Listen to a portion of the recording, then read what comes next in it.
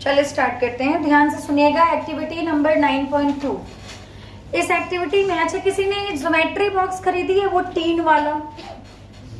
पुराने जमाने में ना एक ज्योमेट्री बॉक्स आती थी, मतलब हम लोग जब 10th में पढ़ते थे तो हमारे टाइम आती थी, उसमें लेंस होता था इनबिल्ट, उसी में देता था वो हमें उन्हीं पैसों में। छोटा सा लेंस जैसा होता था। कोई कहता था अरे इससे आग लगती है, आग लगती है, ऐसे बचपन में कुछ कुछ ऐसा सुनने को मिलता था। एक्चुअली क्या होता है कि एक तरीके का मिरर होता है, कॉनकेव मिरर। वो क्या करता है कि सारे लाइटों को ना एक जगह कंजर्व कर देता है, एक जगह मिला देता है सबको। जितनी भी लाइटें इधर उधर जा रही है ना, सारे लाइटों को एक जगह फोकस कर देता है।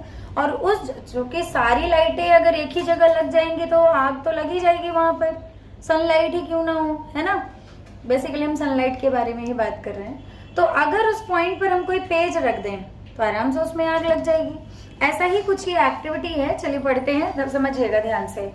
Do not look at the sun directly or even into a mirror reflecting sunlight. It may damage your ears. Sorry, eyes. ears नहीं, eyes. अगर आप डायरेक्टली सन को देखोगे तो इट मे बी कि सारी लाइटें एक साथ आंखों पर पड़े तो आप देखते भी होगे तो थोड़ी देर के लिए ना ब्लैक ब्लैक दिखने लगता है। कोशिश भी की होगी कभी कभी, क्योंकि बच्चों की आदत होती है जो मना करो वो वही करते हैं। क्योंकि हम भी इस एज से गुजरे हैं तो ऐसा ही होता है, लगता है वो मना क्यों कर रहे हैं हमें, हम तो वही देखना है।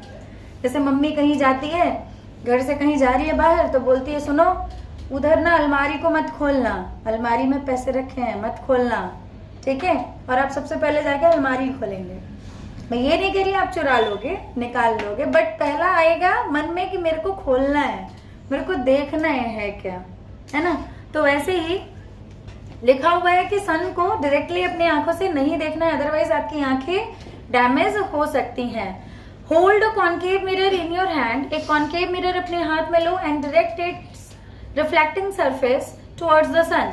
और इसके रिफ्लेक्टिंग सरफेस को ना सन के तरफ कर दो, ठीक है। कॉनकेव मिरर के रिफ्लेक्टिंग सरफेस को सन की तरफ कर दो। Direct the light reflected by the mirror on to sheet of a paper held close to the mirrors. और हालांकि बहुत बड़ा पेज, इतना बड़ा बुक के बराबर कोई पेज रखोगे तो कुछ नहीं होगा, आपको छोटे छोटे चंक्स बनाने पड़ेंगे पेज के ना, छोटे छोटे टुकड़े बना के एक जगह पे रख दो। और आपको मैनेज, मतलब थोड़ा सा एंगल मैनेज करना पड़ेगा, चेक करना होगा कहाँ पे सबसे ज्यादा गर्मी है, वहीं पर आपको कागज रखना होगा। और रखते ही तुरंत जलता नहीं है, थोड़ा टाइम लगता है, उसके बाद वो जल जाता है, ठीक है। तो ऐसा किसके, कौन से मिरर के साथ हुआ? कॉनकेव मिरर के साथ हुआ, इस बात को याद रखिएगा। मैं नीचे आती हूँ सीधा। The paper at first begins to burn producing